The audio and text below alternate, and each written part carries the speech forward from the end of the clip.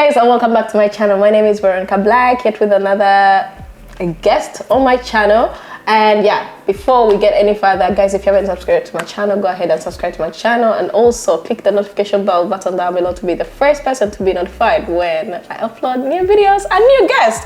Anyway, I'm gonna let my guest introduce herself. All right, so hi everyone, my name is Diana Mobinge, and I'm really excited to be here. This is my first time on the Veronica show.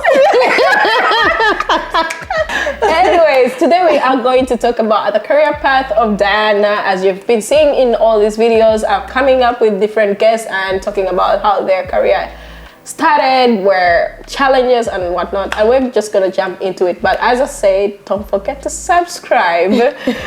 What was your dream job growing up? Yeah. When I was very, very young, I wanted to be a singer. A singer? Yes. Well, what inspired you to be a singer? I used to just love music, and growing up just watching videos, and yeah. Is there any specific musician or artist that look at it that you were admiring? I can't like think of one right now, but I was really into that black, hip hop, soul. Yeah, did you perform? You performed at school? I did a few times. Yeah. Did you have any role models as a child or a teenager?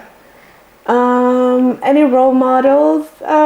We had some people in the Ghana community that I used to look up to. Right. Yeah. Some older, like I saw them as older sisters. So. Yeah. Do you have anybody that is famous that you would know that you looked up to, and why? Oh, that is famous. Gosh, I can't think of one right now. But I used to really like Tupac back in the days. Yeah. Oh, yeah. That's right. Yes. And also, let me just throw in this one a little bit. Did your parents kind of like, were they your role models at some point as well? Yeah, they were. But like, I didn't think about that, but yeah, they were. In what way? Like how? I liked how they were always positive about life. They were always like, you can do anything you put your mind to. Yeah. That's nice. Yeah. I see your dad. Tough man. What did you study? In uni? Yeah. Okay, so I said that I wanted to be a singer when I was younger, but then I realized that there is it's tough. It's tough, yeah. And you don't really make a lot of money. So then I started really wanting to be a lawyer. Yeah, and it was because I saw these lawyer series, and I actually just liked the way they dressed. Right. That's actually the reason. Yeah, that's what really attracted me to it. So when I was in high school, I studied public law. Yeah, well, we had like social science, but the direction was law. Yeah. And then when I went to uni, I studied public law. Right. Yes. High school, gymnasium. Yes. Right. Okay. So did you ever work as a lawyer? No. So you took a 3-year program in public law? Yeah, it was like politics, economy, and law. Yeah. Yes, it was like a combination. All right. Yes. So you guys, I know Diana as a personal trainer. Actually, I didn't know about this background career, but yeah, I'm gonna dive into more of that soon. So what did you do with the education, like? So when I was studying, I started, I had a friend that worked at a bank, and they needed some people to start working. And I needed money because I was a student. And so, she told me like, apply for the job, and I applied and I got it. And so then I went that route. I started working at a bank. What did you work with? First we were collectors. What does that collector do? Within collections, I started by calling people who were who were late with their payments, and so we would call them and tell them to give us our money. Kind of what I'm saying our money like it was mine, but kind of what I no actually no what I do is a little bit similar, because then I'm asking the people in the workplace to pay okay. the bills of Okay. the company. Yeah. So that's kind of Yeah. it's collections too. Yeah. Yeah. Okay. Yeah. How long did you work with that? For about 3 years, and then I went into it's called Dödsbo in Swedish. I think it's estate in English. Yeah. So working with still on the same collection path, but I was actually responsible for the whole estate in the bank. So it was clients who had passed away, and they still had debt to the bank. And how do they pay that? They rise from the grave. What you do is that I think I remember it was Skatteverket. They estimate the Debt. the debt and the what's it called, värde, the value of of the person, but like their apartments or their cars, and then they minus all the that they have, and so then they see like the what bills are prioritized, and those are like your house and your car, but especially like mortgages. Mortgages, Yeah. So if there's anything left after that, then it goes to all those so-called insecure, osäkrade lån. Insecure loans. Yeah. So that's how we get our share. All right. Yeah. So I have this segment on my channel because I want young people between the age of 18, could be like young as well, to see a little bit of career opening. Like maybe someone is just focused on maybe becoming a nurse, let's say, and it's becoming a little bit harder. And so that's why I have this to kind of like help them. Have a broader perspective of what someone can do. So now that you started public law, how come, I mean, did you need to do an education to go into banking? No, and it's like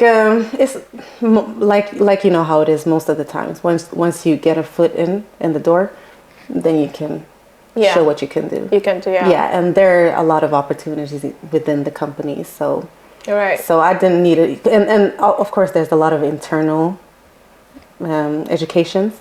So no, I didn't need I didn't need an additional education, not externally. No.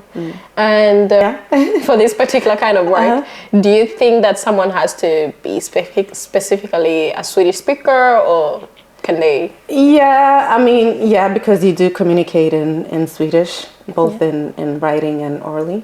So you need to be able to communicate well. Yes. And especially at this latter job that I'm talking about, the estate, because sometimes you're talking to people and they've lost their loved ones. You can't just be like, yeah, but we need our money.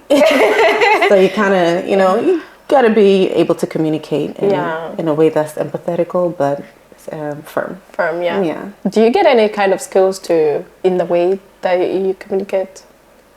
If I get skills? Yeah, like education skills, like, okay, this is how you talk to certain people, like within the company. Oh, okay.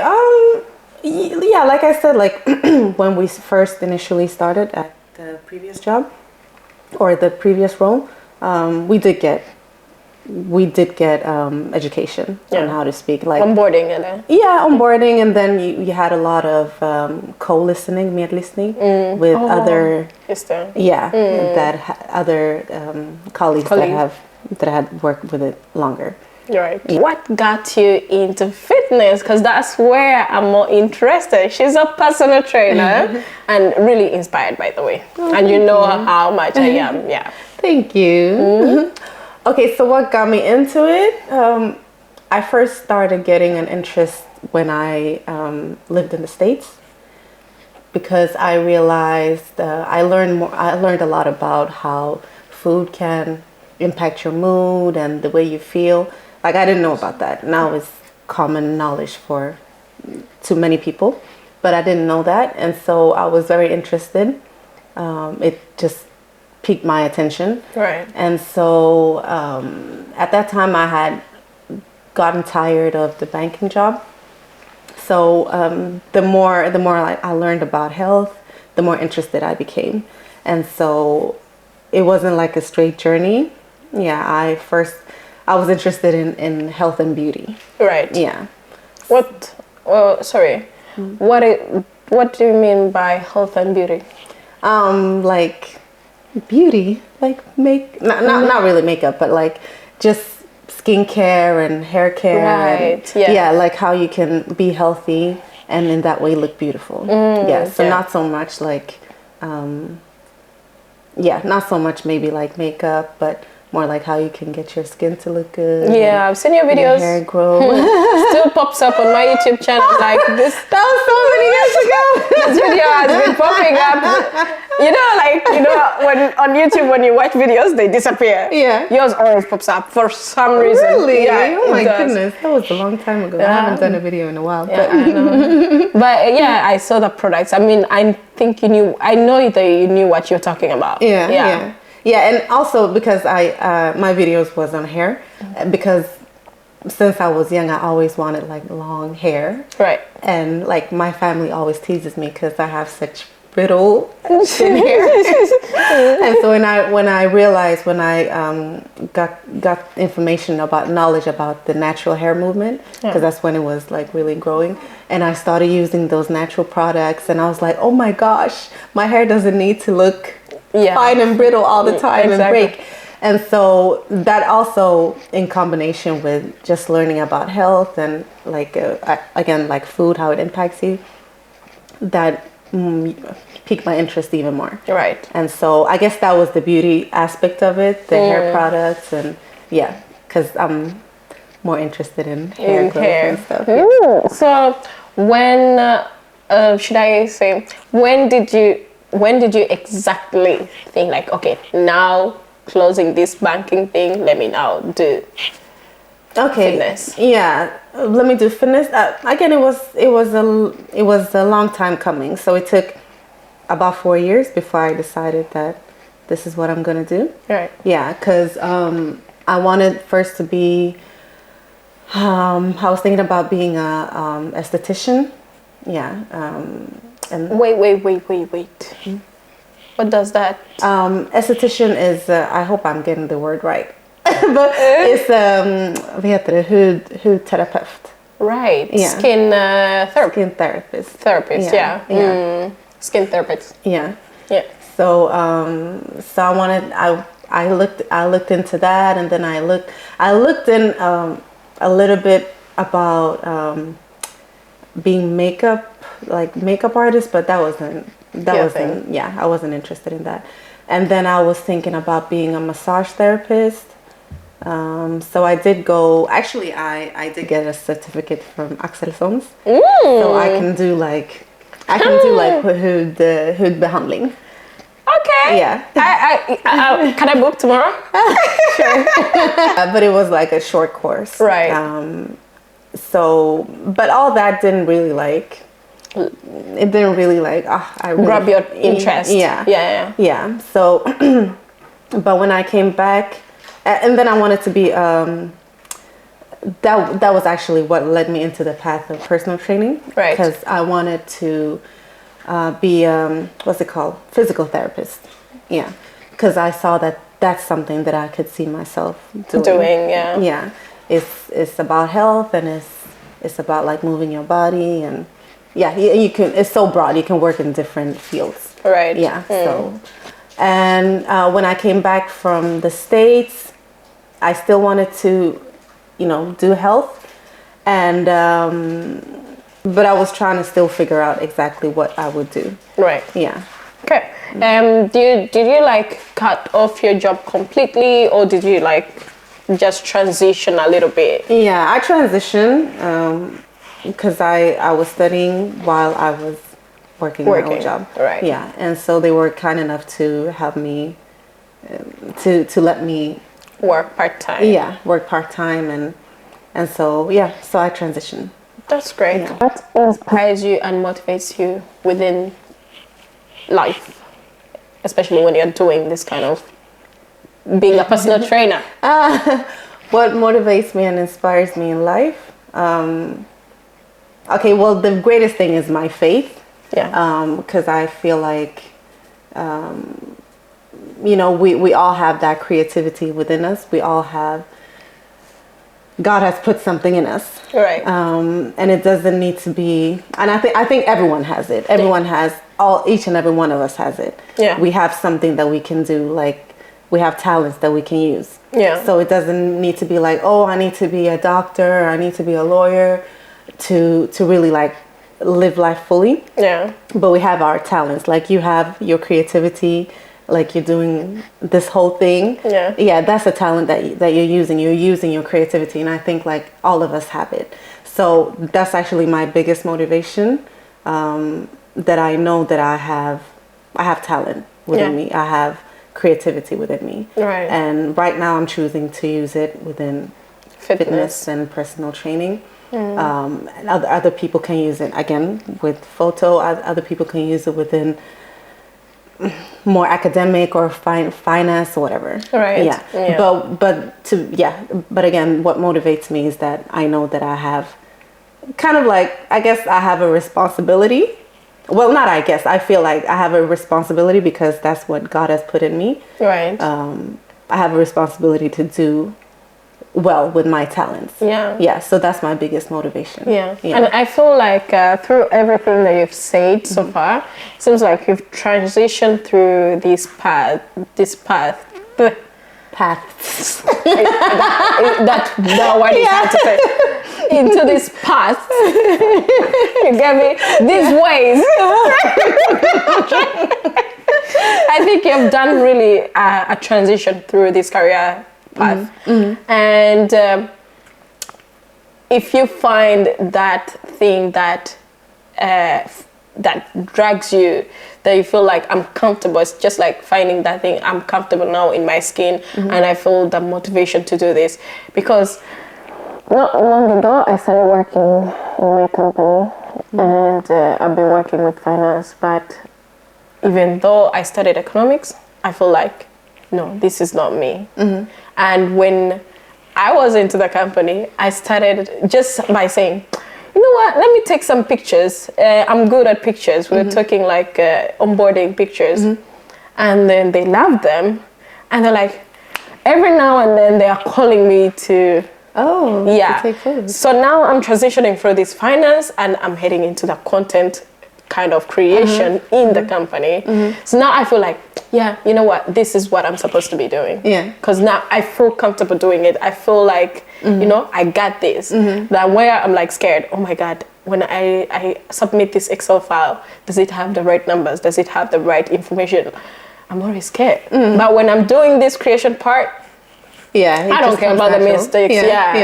Because now adding on to your career, I feel like you speak to me even if like we are in a distance. When I see your videos, when I see you like talking, training, I feel you, you know? So yeah, it fits you. That's what I have to thank say. you. Yeah, it does. I would like to add on what you just said about you doing finances and you doing this content creating. And that's the beautiful thing about like life and just learning more, like doing this journey called life, and even finding out your career path. It's not always like crystal clear, and you might feel like, okay, this is what I'm gonna do, this is what I want to do, and then like 2-3 years later, it's like, I want to venture into something else. So it's not like, oh, I've arrived.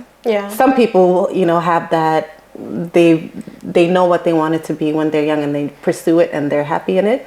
But most people, you know, and it doesn't mean that you, I mean, it's not a bad thing because you're learning a lot in your your job definitely, in finance, and you can use that in some way, some other ways. So what are some of the obstacles that you've faced in your career, and how have you overcome them?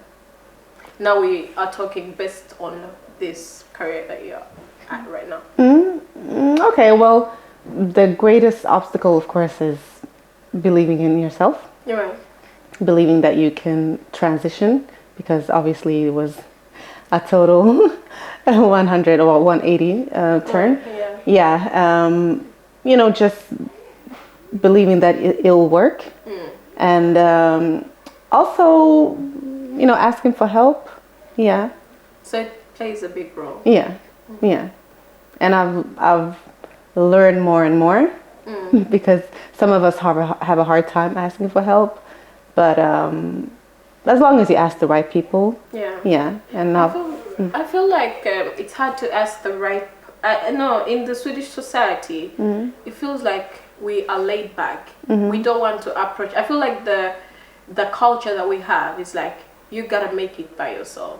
If you don't have like someone in the family or someone who's like near you, then you are laid back to ask outside your circle. Let's say that. You think?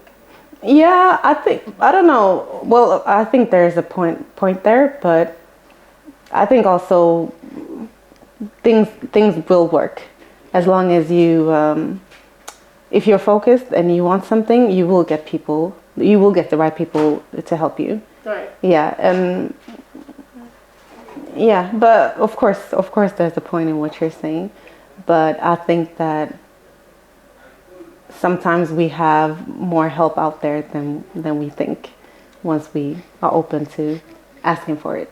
Right. Yeah. Privileged to, you know, to be able to go for what we want. Right. Yeah. If you went back in time when you are 18, what advice would you give yourself? Go for it. Don't be scared. Don't be scared to fail. Yeah. I think that might be the biggest. Is it me or is it everyone else? And you guys, if you have time, comment down below. Is it me? Because every day I wake up, I'm afraid of failure, especially when I think about age. And I think I've ever called you and talked to you about this. I'm always like thinking, oh my God, I'm growing each year, and what am I the next year? Because now, for some reason, years are going past so fast, and it scares me. Yeah. Is it like, is it me or is it a thing? I think it's most people. Don't be afraid to fail. And sometimes we're not just afraid of failure, we're afraid of success. Yeah. Really? Yeah. Can somebody be afraid of success? Yes, I think so. Okay, that's Yeah. a topic for another day. I really want to dive into that. What is your best career advice to young people right now? Oh, my best advice for young people. I think to take time to find out what you want and what you're good at. Right. Yeah, so just having that balance. Because sometimes what we want is not always what we're really good at. So, you know, having people who are honest with you, like, yeah, are you really suited for this, or is it should you really do this full time, or should you just have it as a hobby? Or yeah, but just I think just taking your time. Yeah. And don't be so focused on maybe these traditional paths. But again, I think like our generation is more open to, you know, we want to see the world, we want to do what we want. Feels right. Yeah, what feels right. But not fall too much into the trenches in that, because then you can be like, oh, I just want to feel what I want. But again, like, take time to see what you want and what you're good at. Yeah. Yeah, and combine those. That's right. I would tell my younger self to not be scared to fail, and that's the same advice that I would give to younger people. And also to take your time and see what you want and what is out there, because there's so much information about any career. Right. Yeah. So one last thing that I would love Diana to talk about is a little bit of fitness tips, just a few tips that could keep us in shape for at least a week.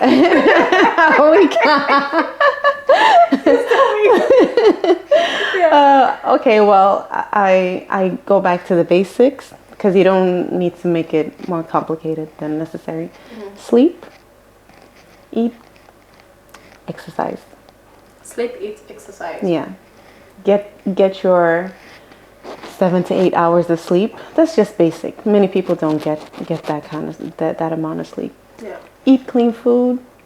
Don't do too much junk. Just make sure you move. Right. Yeah. Maybe take walks if you feel like. How many stages would you recommend as a personal trainer every day? How many? Stages. Stieg. Oh, Yes. stieg. Steps. Oh, steps. Okay. They usually say like 10,000 is good. Yeah. Yeah. So I guess I would say that. 10,000. But like, okay, people might ask, what is that? Maybe like a 20-minute walk. Make sure that you get that every day. Yeah. Right. 20 minutes is just a little bit of our time during the day. Yeah. Yeah. This will wrap up our conversation, Diana. Thank you for coming. Please say anything you want in the camera. Thank you so much for having me. I'm really honored that you invited me. I am honored that you're here. I'm honored that you invited me. Subscribe to her channel. You'll get this beautiful smile and this huge personality. I always enjoy watching your videos because you are so full of life. I love that about you. Thank you. So subscribe if you want to Get the personality. get the personality. By the way, like this video if you want her back. Comment down below because I will definitely bring her back. And I didn't say it in the beginning, but congratulations on your wedding! Thank you guys for watching, and don't forget to subscribe. Check in my old videos, and see you in the next one. Mwah.